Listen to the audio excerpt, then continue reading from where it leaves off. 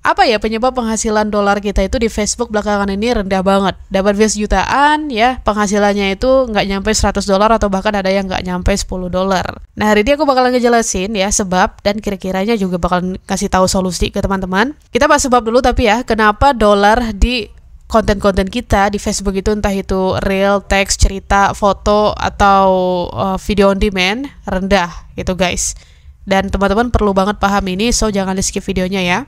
Nah, ada 8 hal yang udah aku rangkum. Ya sebenarnya ini tuh udah aku spill di video aku yang ini. Ya, tapi mungkin teman-teman gak nyimak di video itu, sehingga ya aku bikin aja video khusus seperti ini supaya bisa lebih terarah gitu ya penjelasannya. Oke, faktor penyebab kenapa dolar di konten kita itu ya penghasilannya rendah atau jumlahnya sangat sedikit gitu loh, padahal viewsnya banyak ya. Itu karena teman-teman itu salah konsep berpikirnya. Salah konsep berpikir dalam artian teman-teman selalu berpatokan hanya kepada tayangan. Kalau tayangannya banyak berarti dolarnya juga banyak, padahal nggak gitu cuy. Nggak sesimpel itu guys, ya. Lebih kompleks daripada itu penentuan seberapa besar dolar yang akan kita dapat dari konten yang kita upload. Nah, pertama itu adalah berkaitan dengan kualitas video dan kontennya. Kualitas video itu maksudnya kualitas secara teknis, ya video audio sih sebenarnya gitu. Jadi kalau kita ngepost konten yang kualitas videonya rendah ya, pecah-pecah, kabur buram atau apalah itu gitu kan, orang kalau dikasih itu video ya, yakin deh pasti mereka bakalan nggak betah nonton itu ya, bahkan mungkin langsung skip ketika melihat kualitas videonya itu jelek. Nah, kalau banyak orang yang nge-skip konten kita itu ya, atau video kita itu karena kualitasnya jelek itu tadi ya, maknanya nanti sistem rekomendasi itu bakalan makin menurun ya. Jadi Facebook itu akan semakin mendistribusikan konten kita ke lebih sedikit pengguna Facebook lainnya untuk nonton konten kita itu. Sementara yang kita harapkan adalah distribusinya makin besar gitu kan, karena semakin besar distribusi ya berarti akan semakin banyak orang yang dijangkau gitu. Nah, jadi cara berpikirnya seperti itu ya. Kemudian selain kualitas video adalah kualitas kontennya.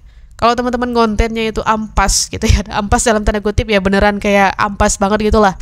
Ya, hiburan enggak gitu, memberi edukasi enggak juga, atau memberi informasi juga enggak gitu kan. Ya pokoknya seenggak jelas itu ya. Aku nggak bisa menspesifikasikan nggak jelas itu yang seperti apa contohnya, tapi pokoknya nggak jelas aja deh. Teman-teman pandai-pandai aja ngerasain sendiri kontennya itu jelas atau enggak gitu ya. Nah, itu juga sama kasusnya seperti yang kualitas video tadi. Kalau kontennya nggak jelas gitu kan, apa yang mau orang dapat dari kontennya teman-teman itu? Ya apa gitu.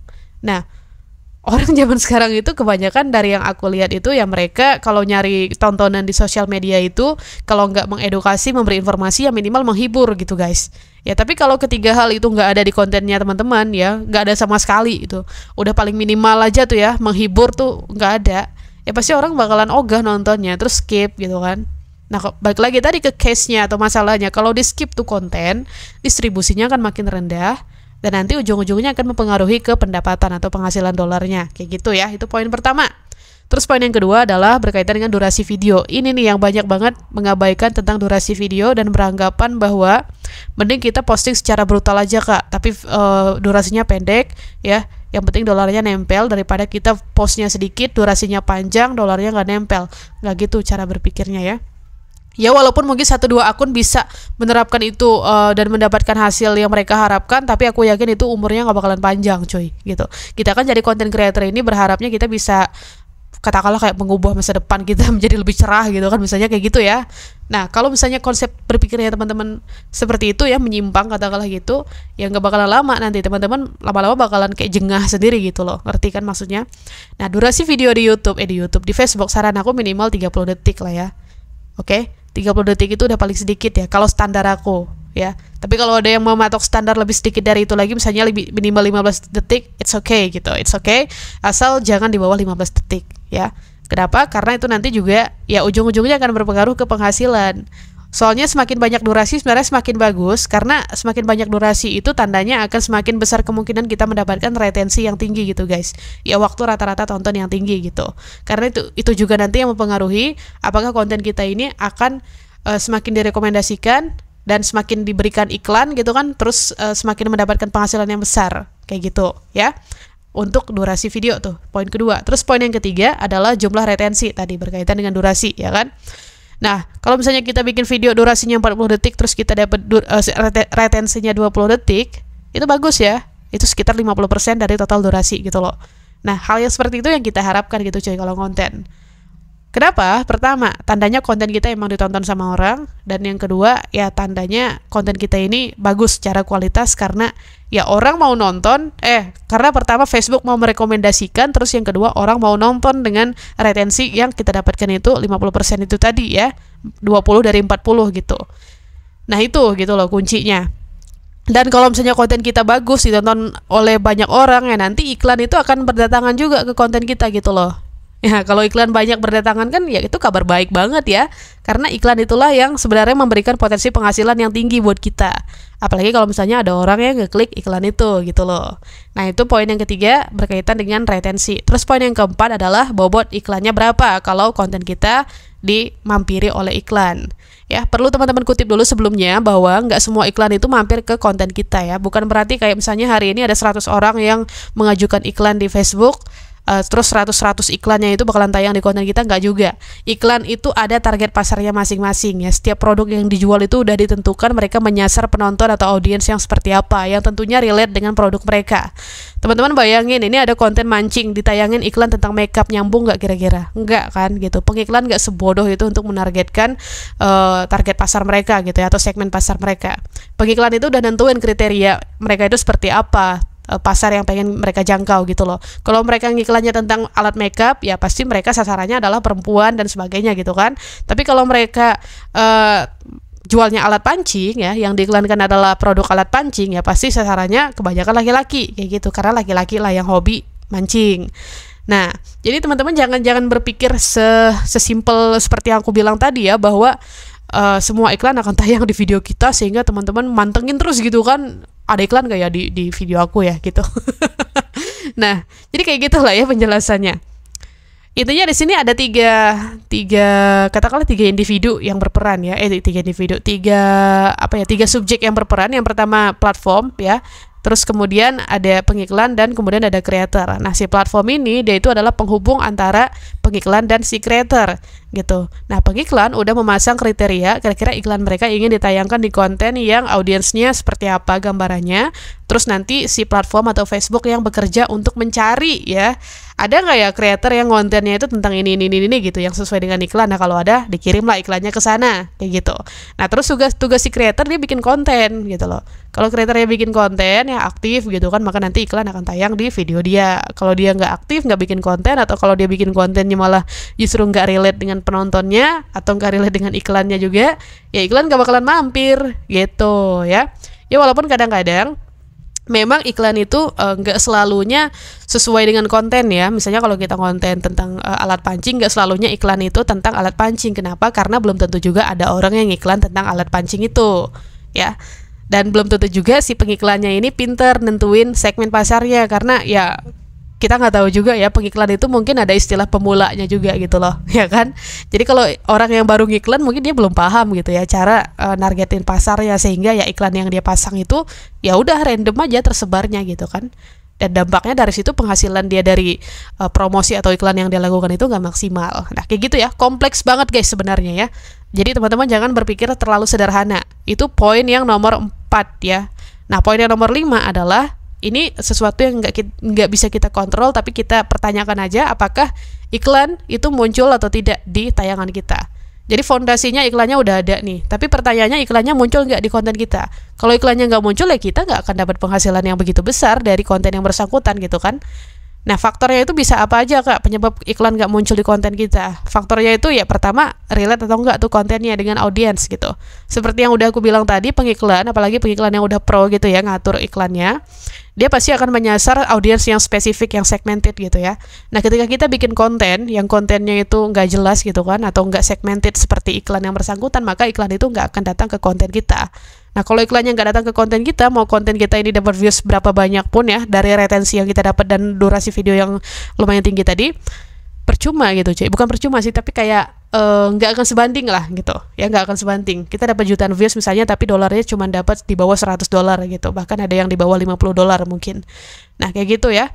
Itu kembali lagi hal-hal yang sifatnya teknis hanya bisa diketahui atau dikontrol oleh Facebook, tapi ya kita bisa menganalisa aja gitu loh, apakah konten kita ini relate atau enggak dengan audiens. Kalau relate ya kemungkinan akan ditayangin iklan ya, yang relate juga tuh iklannya dengan audiensnya.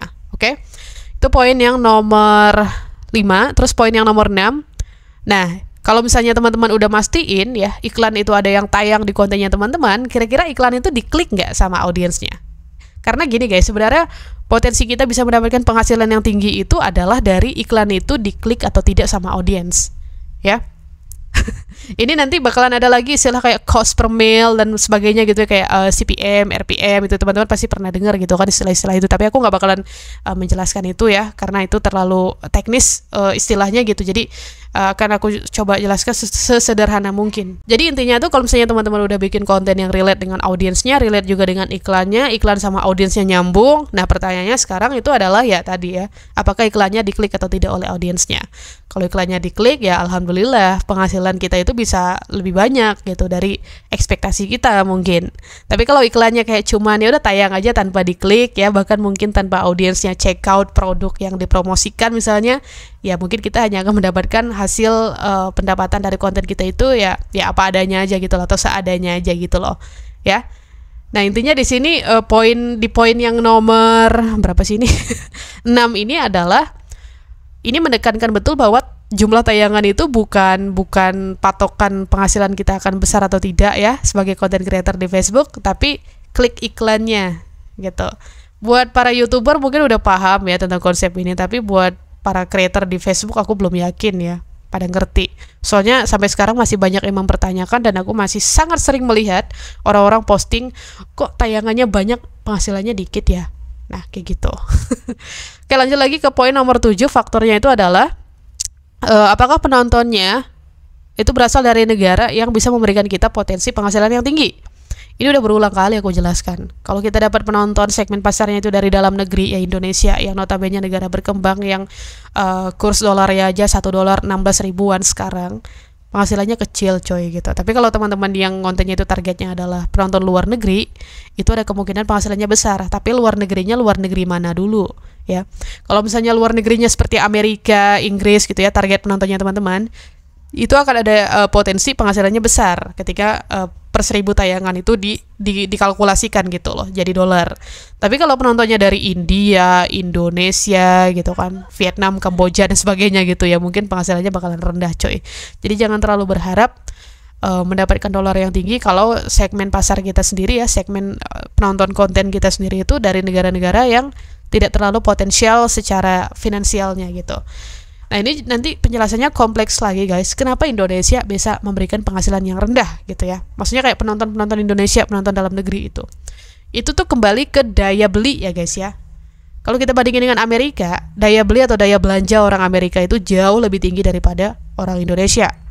Nah sehingga orang-orang Amerika atau yang di negara Amerika itu mereka suka juga iklan. Kenapa mereka suka iklan dan akan banyak iklan yang bertebaran? Karena orang-orangnya atau masyarakatnya itu suka belanja. Nah sementara kita yang di Indonesia ini oke lah suka belanja, tapi kita kan kaum mendang-mending ya. Kalau ada yang murah kenapa harus yang mahal gitu, ya nggak? Jadi ya daya belanjanya rendah, sehingga para pengiklan pun ya mereka mikir-mikir juga gitu loh, mau banyak iklan tapi kalau nggak laku kan ya ntar mereka boncos gitu coy. Ya, jadi kayak gitu ya faktor kenapa Indonesia bisa punya rate dolarnya itu rendah sebagai penghitungan per 1000 view-nya dari tempat kita konten kayak gitu, oke? Semoga paham. Terus poin yang ke-8 atau yang terakhir itu berkaitan dengan engagement atau interaksi. Nah, kenapa ini aku taruh di nomor paling belakang atau nomor 8? Itu supaya teman-teman tidak berpikir bahwa interaksi segalanya. Karena itu adalah konsep berpikir yang menyimpang. Terlebih lagi di luar sana ada banyak para edukator, content creator di Facebook yang mengedukasi lakukan interaksi bla bla bla gitu, tanpa mereka menjelaskan rinciannya lebih lanjut interaksi yang seperti apa yang dimaksud, apakah interaksi di internal akun kita sendiri ya, atau interaksi keliling dunia nyari akun orang lain buat dikomenin kayak gitu. Nah sebenarnya memang iya, engagement atau interaksi ini menentukan apakah akun kita itu akan mendapatkan penghasilan yang tinggi atau enggak, atau mungkin mendapatkan audiens yang besar atau tidak ya. Tapi itu bukan prioritas coy ya, bukan prioritas dalam artian mending teman-teman fokusin waktunya itu buat Mikirin konten yang menarik itu seperti apa, yang relate dengan audiens, ya, yang audiens ini bakalan berhenti scroll terus nonton videonya teman-teman atau kontennya teman-teman dengan ikhlas, dengan yang mereka emang pengen nonton, bukan karena mereka pengen membalas budi kebaikannya teman-teman yang udah mampir ke akun mereka, misalnya kayak gitu ya. Nah, penting waktunya digunakan buat itu daripada buat interaksi sana sini, ya. Dan kalau misalnya teman-teman yang udah berpenghasilan, saran aku sih rekrut aja seorang admin yang nantinya bisa buat berinteraksi di akunnya teman-teman itu, ya, balas-balas komenan netizen gitu kan, di akun sendiri ya, bukan di akun orang ya. Nah, itu tugas di admin. Nah, teman-teman sebagai kreatornya itu fokus mikirin kontennya gitu. Kalau ini hari ini dapat viewsnya rendah, pikirin tuh kira-kira konten buat besok apa ya yang punya potensi untuk menghasilkan. Pertama, tayangan yang tinggi dulu ya, karena kalau dapat tayangan tinggi itu sebenarnya kabar baik walaupun bukan segalanya juga. Nah, sehingga dari situ nanti akan ada potensi penghasilannya juga tinggi gitu kan. Nah, itu yang harus teman-teman gunakan waktunya gitu loh sebagai si creator ya, bukan fokus ke komen sana sini gitu. Ya, dan kalau teman-teman nanya interaksi yang aku sarankan itu seperti apa ya, interaksi di akun sendiri aja gitu ya, atau di halaman sendiri aja. Jadi kalau ada orang komen kita bales gitu kan. Nah, karena nanti itu akan mengangkat postingan kita ya guys ya, akan mengangkat postingan kita. Kalau postingan kita semakin keangkat ya, itu akan semakin banyak orang yang nimbrung gitu, nimbrung komen, nimbrung like, nimbrung nonton dan sebagainya ya. Nah, terus kenapa para edukator Facebook di luaran sana itu banyak yang menyarankan melakukan interaksi tanpa mereka merincikan interaksi yang dimaksud itu interaksi yang kemana gitu. Nah, itu supaya ya, mereka memperdaya audiensnya untuk melakukan interaksi di postingannya si edukator itu ya. Jika edukator bilang lakukan interaksi, nah nanti yang nonton tuh bakalan komen tuh dengan tanda kutip dia udah melakukan interaksi nih ceritanya gitu kan. Nah, sementara si edukator itu tidak menjelaskan interaksi yang dimaksud interaksi yang seperti apa gitu ya, tidak dirincikan, padahal dia tahu gitu loh kalau dia harus menjelaskan itu tapi sengaja tidak dia jelaskan. Itu buat keuntungan dia sendiri lah. Nah, sementara kalau aku nggak suka ya dengan orang yang memberikan edukasi seperti itu yang gak rinci gitu kan, maksudnya kayak ya gimana ya, kan edukator ya di sini judulnya ya, dia juga udah milih niche sebagai edukator gitu kan untuk konten gitu ya. Seharusnya edukasi yang diberikan memang ada ininya ya, memang value-nya itu memang bagus gitu ya, tapi kebanyakan di Facebook itu ya sengaja memperdaya para audiens supaya audiens itu mau berinteraksi, dan interaksi yang dilakukan karena penjelasannya nggak jelas ujung-ujung ya interaksi kesana sini, bukan interaksi yang fokus di akunnya sendiri, bukan fokus memperbaiki kontennya sendiri ya.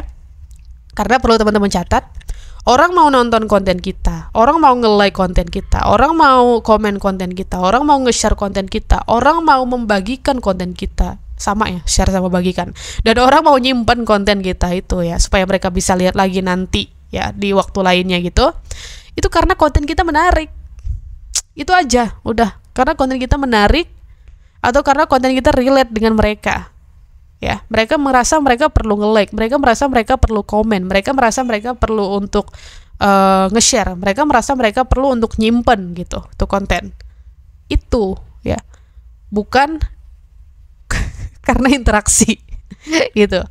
Jadi ya udahlah, itulah ya kenapa aku taruh interaksi nomor 8 atau nomor terakhir. Nah, terus terakhir kalau kita ngebahas tentang solusi ya, dari gimana caranya menghasilkan pendapatan yang tinggi dari konten-konten kita di Facebook, yaitu tadi ya, kebalikan dari 8 hal yang tadi ya. Teman-teman tinggal balik aja tuh kata-katanya atau frasa-frasanya gitu ya, yang udah aku jelasin. Kalau selama ini kontennya durasinya masih dikit, ya tambahin durasinya. Kalau selama ini kontennya retensinya dapatnya masih dikit, ya fokusin bikin konten yang bisa bikin orang itu mau nonton lebih lama konten kita. Kalau selama ini istilahnya teman-teman bikin kontennya itu sembarangan ya bikin konten yang gak sembarangan dong gitu. Supaya apa? Supaya ada iklan yang relate dengan kontennya teman-teman juga. Ya biar nanti penontonnya itu bisa ngeliat iklan juga di videonya teman-teman. Kayak gitu. Sip ya? Untuk poin-poin lainnya juga sama, oke? Dan ya kayaknya itu aja ya, daripada makin kesana sini nanti penjelasannya. Jadi teman-teman bisa pahami aja ya ke-8 hal yang tadi. Udah segitu aja dari aku. Thank you buat udah nonton dan udah menyimak sampai selesai. Kita ketemu lagi di video berikutnya besok, insyaallah. Sampai jumpa. Bye-bye.